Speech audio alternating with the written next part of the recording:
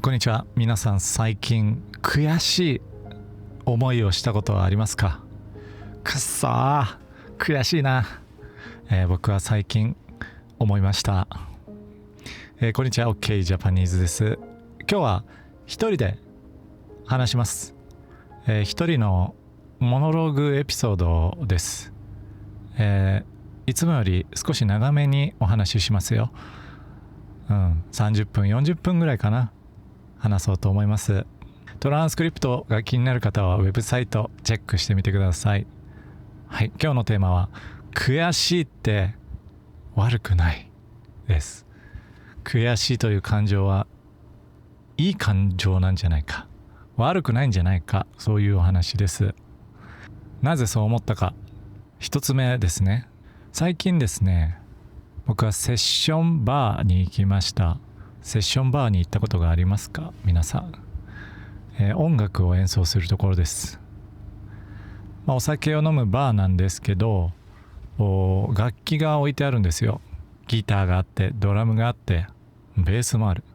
何でも置いてある。とても楽しい場所です。で、そこに行くとセッションができる。つまり一緒に演奏ができるんですよ。例えばカバーの曲を弾いたりね、日本の曲を弾いたり、外国の歌を歌ったりできる場所です。その日は僕は音楽をやりたい気分だったんですね。なんかずっと仕事してて、なんか体動かしたいな、体を動かして気分良くなりたいなと思っていました。だからセッションでね探したんですよ。これね AI に聞いたらね教えてくれました。今日セッションできる場所ありますか？今日僕の遠くない場所でセッションできる場所はありますかと聞いたら、いろいろ出てきて、その一つの場所だったんです。僕が行ったことのない場所でした。初めてね行くときはね緊張しますよ。セッションバーっていろんな人がいるからどんな雰囲気なのかわからないんですよ。例えば常連だけ来るところとかね、いつもいる人、いつもいるおじさんしかいない。だから初めての人は入りにくい場所とか、初めての人は居づらい場所とか、いろいろあります。だからちょっと緊張するんですね。 Google マップでたくさん調べます。まずこの場所はどんな場所かななんてね、そして行ったところですね、とってもウェルカムな場所でした。まず入ったら隣に座っていた人がいるんですけど、僕はウーロン茶を注文して、それが来たら乾杯と、いきなり言ってくれたんです。笑顔でね、乾杯、カチンで僕も乾杯ね。もうつまりそれはいらっしゃいませ、ようこそ、そんなね温かい雰囲気だったんですよ。だから僕はその人に話しかけようと思いました。初めて来ましたと。いつもいるんですか？いつもこのセッションバーに来るんですかと聞いたら、まあね、毎回来てますよとね言っていました。その人は背が高くて、僕よりも背が高い、180センチぐらいあるかな。そしてパーマで笑顔の素敵な方、僕より少し年上かな。では同じぐらいの年齢です。同世代。そしてどんどんねそのバーには新しい人がやってきました。大きさは席が10席ぐらいあって、カウンターがある。15人入れば満員の場所かな。そこに楽器が並んでちょっとステージみたいになっていると。でどんどん来るんですよ。もうね大体が60歳ぐらいの方かな、60歳70歳の方がやってきて、みんな常連ですね。いつも来てる。はいはい、どうもどうも、この前ありがとねと言ってましたよ。お互いでみんなで喋り合って、マスターにね、マスターこの間はありがとうね、そういう話をしていました。いつも何か一緒にやっているんでしょうね。そしてセッションバーというのはまず雰囲気を見ます。僕は初めて行ったところですから、いきなりね弾き始めてはいけませんよ。いきなり弾いたら変な曲弾いちゃうかもしれませんからね。そこはもしかしたらロックしか弾かない場所かもしれない。ジャズしかやらない場所かもしれない。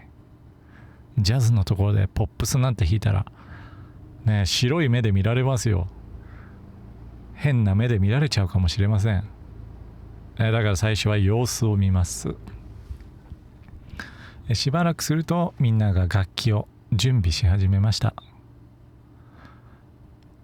ベースをチューニング、ギターをチューニングで、最初3人ぐらいの方が演奏し始めたんですね。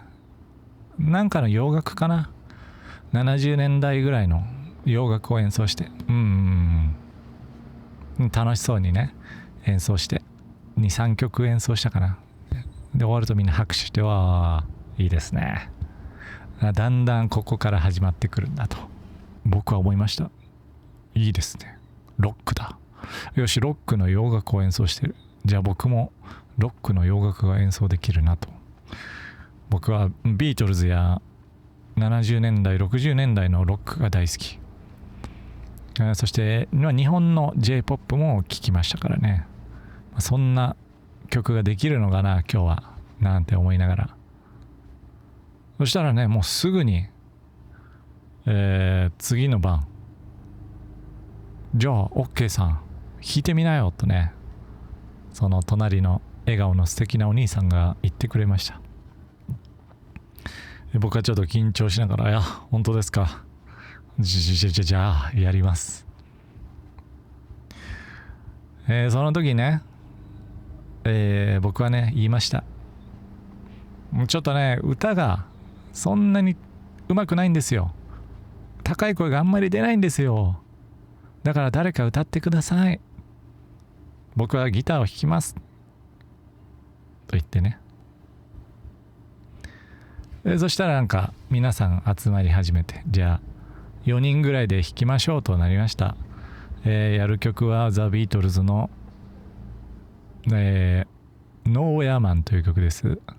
ノーウェアマンというね曲をやりましょうとなって、で歌う人がねマスターの奥さんかな、マスターの妻かな、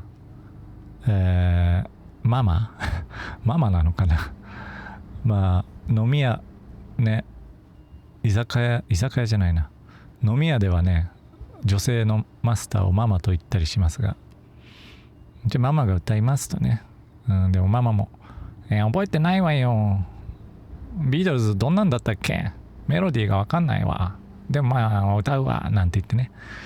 そして僕たちはノーウェアマンを演奏し始めました。緊張します。初めての場所、1音目をねトゥーンと出した。そして演奏が始まるね。ママは覚えてませんメロディー覚えてない。そしてギターの人もあれこれどうだったっけとね、で僕もあれこれどんなコードだったっけってねちょっと忘れたりして演奏して、なんとか最後まで演奏しました。僕はコーラスを歌いました。バッキングボーカルですね。ハーモニーを歌ったんです。楽しかったですよ。そしてでは2曲目をやろうって。じゃあ2曲目はチケットトゥーライド、これはもう有名な曲ですが、それを演奏して、そして3曲ぐらい演奏して終わりました。ババーンとね。とってもね楽しかったですが、なんだろう、僕はねビートルズが大好きですごく覚えてるんですね。全部の大体覚えてるんですよ、歌詞とかね。そうだからこううまく弾きたいなって思ってしまうんですね。間違えずに弾きたいし、なんか気持ちがいい演奏をしたいと思うんですよ。だけどやっぱりそんなにねいい演奏はできなかった。まずね最初で、皆さんが終わったらね拍手して、お疲れ様お疲れ様ってね笑顔で、でそこで僕はもう初めてのそのバーで演奏しましたね。この初めての OK さんという人はこれぐらいの演奏する人なんだ。ビートルズ好きな普通の人だな。そんな感じですね。僕の印象は多分。すごく褒められることはないし、すごくけなされることもない、悪く言われることもない。当たり前ですけどね。というかもちろんそれが目的ではないですよね。このセッションの目的は楽しむ、みんなでエンジョイする、それが目的ですよね。僕ももちろんそれを忘れていませんよ。忘れていないつもりでした。でもね、それを演奏して僕はちょっと悔しいなと思ったんですよ。そう今日のテーマの悔しい、ちょっとねここで出てきましたけど、なんかもっとうまくできるはずなのにとか思っちゃったんですよね。そして、その日はねたくさんその後も演奏しました。3時間ぐらいね。みんなタバコを吸ってね、すごく臭いんだけど僕は演奏したいから頑張って臭いけども演奏も頑張りました。いろんな曲をやりましたよ。昔の J-POP とか洋楽とかいろいろ演奏しました。モーニング娘。も演奏しましたよ。盛り上がりましたね。そして僕は結局終電ギリギリまでいました。ずっとね4時間音が鳴っているところから、じゃあ帰りますと言って外に出たんです。そしたら外は静かでね、雨が少し降っていました。しとしとしとしとしと。さっきまでガシャガシャガシャガシャ、どんどんどんどんいろんな音が出てた。でも今は静寂の東京。僕は駅に向かって小走りで走っていきました。電車に遅れないようにね。その帰り道、僕はね楽しかったという気持ちと、悔しいなという気持ちが一緒に出てきました。これね、なぜかというとですね、僕は、このポッドキャストを長く聞いている人は知っているかもしれませんが、もともとミュージシャンとして仕事をしていました。音楽をしてお金をもらっていたんですね。プロのミュージシャン。で、CD もたくさん作りましたし、音楽フェスティバルも出たし、少し誇りは持っているんですね。僕は頑張ってミュージシャンになれたから、僕は自信になっていることではあるんですよ。だけどもう今はやってませんよね。今は僕はプロのミュージシャンではありません。もう何年も前にプロのミュージシャンは辞めました。今はねこうやってポッドキャストや動画を作るのが楽しいし、それが日本語学習している人の役に立っている、それ本当にね今楽しいんですよ。嬉しいしね。だから僕はもうミュージシャンじゃなくなったんだと思ってたんです。僕はコンテンツクリエイターだし、ミュージシャンとしてのプライドは捨てることができたと思ってたんですよ。でもね、そうじゃなかった。それがこの間の夜分かったんです。だから悔しい気持ちが出てきたんですね。だからここでパート2、お話のパート2に入るんですけど、自分はもっとできると思っていたんです。僕は自分はもっとできる。だけどうまくできなかった。認めてもらいたかった。でも認めてもらえなかったと思うんですね。理想の自分がいて、でも今の自分は違ったんですよ。つまり僕はそこのセッションバーにいた人たちにすごいねって言って欲しかったんでしょうね。OK さんすごい、もともとプロですかとかね言われたかったと思うんです。だけどマスターはね、僕に話しかけてくれました。優しいですよ。初めて来た人だからさ、僕が優しくいろんなことを教えてくれたんですよ。今度ねここでライブがあるんですとマスターは言いました。本当のねプロ、ガチのプロ、本気のプロがね来ますよって言ってね、でこの小さなお店でね演奏してくれるんですよってね、よかったらねそういうのも来てくださいねと言ってくれました。それは本当の優しさですね。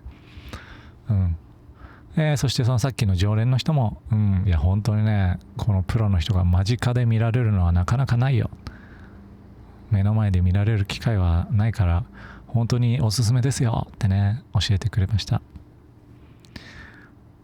僕はねありがとうございますと言いました。そうだから僕もね、だからもうその人たちの目には僕はもう音楽好きな普通の人、素人、プロではない、そう見えたんですね。それが現実です。現実なんです。だけど昔の自分、心にいる昔の自分がそれを認めることができなかったんですね、その瞬間に。もし僕がその理想の自分を捨てられていたら、持っていなかったら、こんな話を今してませんね。でも今している。つまり僕はまだまだその自分の中にプライドがあるんだなと思いました。悔しいと思う心があるんだなと思いました。ここで3つ目のお話になるんですが、大人になると悔しいは減りますよね。子供の時って悔しいということが多いと思うんです。例えばテストをする、スポーツで競争する、部活で試合に出る、それとか恋愛とか友達と比べたり、でもねだんだん大人になると自分の得意な場所に行きますよね。自分が得意なことをして生きていくし、得意なところだけで、生きていくことができると。だから自分はそんなにすごくないとか大したことないんだよっていうのを思う場所に行く機会が減りますよね。自分があんまりすごくないよっていうところにいないですよね、大人になると。これは楽だし、悪いことではないと思うんですが、刺激は減っていたのかなと思います。ここで少し話は変わるんですが、新しいところに行くと初心者になるというテーマですね。この僕も結局は新しいところに行ったら新しい自分を見つけることができたということなんですが、最近僕はね実は中国語を勉強しているんです。ちょっと前はねスペイン語を勉強していたんですが、ちょっとやめました。ちょっと遠くてね行けないから、もっとね近くで行ける言語をね今ちょっと勉強しようと思って、今中国語を勉強してます。楽しいですね。で中国語だと全然やっぱ分かんないですよ。今ベーシックは分かりますけど、でお店でねよく中華のお店に行くんです、中国の。でそのお店の人にちょっと中国語で話すんですけども、もう全然聞き取れない。自分で何か言っても返ってきた言葉が聞き取れない。悔しいね。でそういう思いがねありますよね、きっと日本語でも。だから新しいところではみんな初心者になると。だけどこうやって僕のようにポッドキャストを作るっていうのは、今は僕は初心者ではないです。もう2年半ぐらいやってるんで慣れてました。初めてポッドキャストを作る人よりは簡単に作ることができますね。カメラを使ったりとか、トピックをまとめたりとか、 YouTube にアップロードしたりとか、それはもう慣れてる。でも中国語で話す新しいことは全然初心者だからね。新しいところに行くっていうのはいいなと思いました。でそこで悔しいという感情にもなることもあるんだなと思ったんですね。でそれで5つ目のサブトピックなんですけど、楽しいだけ、楽しむだけというのは成長が少ない、そう思いました。そういう話です。僕も音楽をね趣味にしようと思ったんですよ。もう仕事をすることをやめてから。仕事ではなくなったから、ただ楽しめばいい、そう思ってたんですね。そうやってセッションに行ってカバーを演奏する。今まではオリジナルの曲を作って自分の曲で演奏するのがプロだと思っていたけど、違う、もう僕はプロじゃない。だから楽しめばいいんだと思ってセッションで演奏すればいいと思ってたんですね。でももっと上手くなりたいと思ったんですね。もうそれは演奏が上手くなることだけじゃなくて、人前でパフォーマンスをするということです。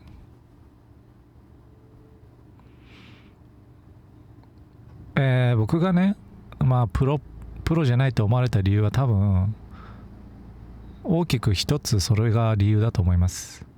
パフォーマンスがすごくない。僕は昔ライブやっていた時はもうちょっと人に向けて楽しませる演奏をしていました。で自信を持って演奏するようなパフォーマンスをしていました。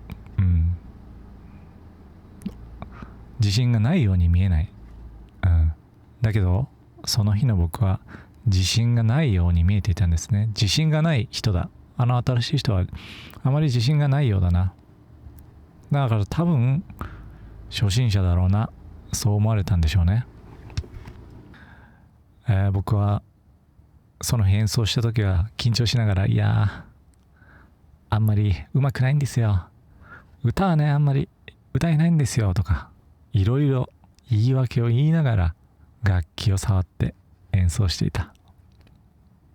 コーラスを歌う時も笑顔で自信満々にじゃなくて、ちょっと下を見ながら、伏目がちで下を見ながら歌っていた。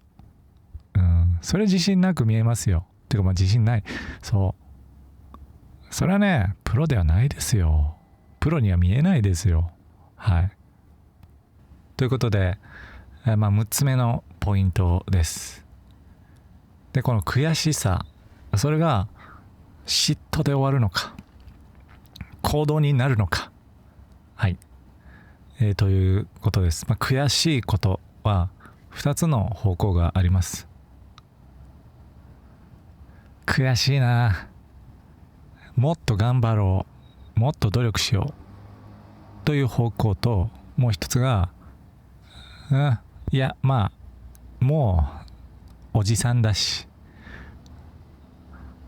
いやあいつとは環境が違うし、いやあいつは才能があるからという、嫉妬の方向ですね。その2つの方向があります。もしその場の気持ちをなんとかするには、どっちでもいいと思いますよ。でもね、今回は僕はちょっともっと頑張ろうと思ったんですね。もっと練習しようとか、もっと人前でパフォーマンスできる練習をしようと思ったんですね。だからね、せっかくね悔しいと思ったなら、もっと頑張ろうって思うのもありですよね。そんなわけで、今日はですね、そういう悔しいなという思うことについてお話ししました。つまり僕はミュージシャンでした。プロミュージシャンでした。そして趣味にしました。もう楽しめばいいと思ってた。だから楽しむためにセッションに行きました。そしたらうまくできなくて悔しいと思った。はい。だからもっと頑張ろうと思った。はい、そんなお話ですね。言語の勉強もそうですよ。僕も中国語ペラペラ喋ってる人とか、英語をすごくうまく話してる人見ると、うわ、すげえな、すごいな、あれぐらい喋れるようになりたいなって思いますからね。皆さんも少しの悔しい気持ちは言語学習にいいと思います。ちょっとのスパイスになりますよね。うわ、隣の家の日本語を勉強してる人、なんかすごい日本語上手くなってるじゃんとかね、俺も頑張ろうかなとかね、そういういい競争心、健全な競争心、それはね、いいと思いますいいと思うんですよ。はい、ありがとうございました。それでね、あとちょっと関係ないお話もするんですけど、今日はね久しぶりなので、僕は YouTube 最近ねいろいろな動画を作っていました。2年半前始まって、100エピソードぐらい作って、そして今120とかぐらい動画を作ったかな。で、少しね、いろんな方向性を試してたんですよ。いろんな動画を作ってみようと思ってね。例えばドキュメンタリーとか、例えば友達のインタビューとか、Vlog のスタイルとか、いろいろな動画を作りました。そしてね、最近は一人で長く話すものを作っていなかったんです。だけどね、またちょっと思ったんですよ。一人で長く話すポッドキャストをもう一回撮ろうかなってね。僕が初めてポッドキャストを作った時は、よくね、哲平さんのポッドキャストを聞いてましたね。で、最近久しぶりにまた聞いたんですよ。てっぺいさんのねポッドキャストですごいですよね。もう何話あるんですか、あのエピソード1000話以上ありますよね。初心者向けので1000話以上あるし、もう毎日のように上げてますね。なんかちょっとね初心を思い出しました。僕も継続して同じものを作り続ける、これはすごいと思うんですよ。これは本当に才能だ。もうルーティンを作れる人っていうのは本当にね、僕はすごいと思うんです。僕はねどっちかというと新しいものをどんどん作るのが、好きなんですよね。だから日本語というね勉強できる中でのドキュメンタリーとか違う人のインタビューとかね、すごくねこのいいアイディアを形にしたいと思うんですね。このアイディアで日本語の動画って見たことないな、きっと面白いぞとかね、シュンと一緒にさベッドで2段ベッドで上と下で、寝ながら喋るやつとかさ、ちょっと面白いですよねとか思っちゃうんですよ。で面白いですよねって思うんですけど、きっとあなたね、聞いてるあなたにとってはいやこれ何みたいななんすかこれ OK さん、いつものポッドキャストどこ行ったんすかみたいなね、気持ちになることもありますよね。だから長く続けるとどんどん僕はどうして始めたんだっけとかちょっと忘れる時があります。最初みんながいいなって言ってたものとか、最初みんなが好きだと言ってくれたものね、それをからだんだん離れていってしまうこともありますよね。それが成長なのか、それともただ道に迷っているのかっていうのは分かりません。ただ僕も思ったんです。いや同じものというか最初のものをずっと続ける、それは美しいなと思ったんですね。だからさ、料理でもそうですよね。お店、食べ物屋さん、僕ここのラーメンが好きだというお店があるとしますね。そして1年通って2年通って3年行って4年行って、あれなんかだんだん違うなこのラーメン屋ってなってくる時あるじゃないですか。なんか変わっちゃったな、あのスープが美味しかったのになんかスープなくなっとるやんみたいなね、油そばになっとるやんみたいなさ、これラーメンやないやんみたいなさ、だんだん最初の形が変わってわけがわからないものになっている、そういう店もある。でも別の店はずっと同じ味、一種類のラーメンを20年作り続けている、同じ味のラーメンをね、そこに美しさはあると思うんです。進化してどんどん別のものを作るのも美しい。でも同じものをずっと作る、それも美しい、と思うんですね。なので僕の今のモードは、よし同じものを作り続けるぞ、そういうモードになってきました。だからもうさ、このね一人で話すポッドキャストをちょっとねしばらくはたくさん作っていこうかなと思っております。でだからもう編集もさ、あんまりやりすぎないでいいかなと思うんですよね。編集やりすぎてもさ意味ないですもんね。意味ないことはないけど、それよりたくさん聞く、たくさん日本語を聞く方が日本語のリスニングには大事ですからね。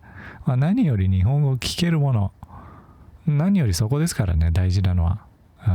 このチャンネルでやるんやね。この OK ジャパニーズというチャンネルが日本語学習ならば、日本語学習に便利なものを作る。それが当たり前ですね。それが大事なことですね。だからこのチャンネルをやる限りは、そういったコンテンツを作っていかなければならないと思っております。たまにはね、変なのも作りたいですよ。変な Vlog とかも作りたいですけども。はい。ということで、今日はね、そんな感じでした。そう、一つお願いがあるんですけども、YouTube のさ、登録をね、してないで見てる人がいっぱいいるんですよ。登録せずに見てる人がね、多分 60% いると思うんですね。で僕はね、10万人の盾ちょっと見てみたい気持ちもございます。なので、よかったら登録してもらえるととても嬉しいです。はい。じゃあね、また次のエピソードでお会いしましょう。他にもこんなエピソードがあるからね、ぜひぜひ聞いていってください。さよなら。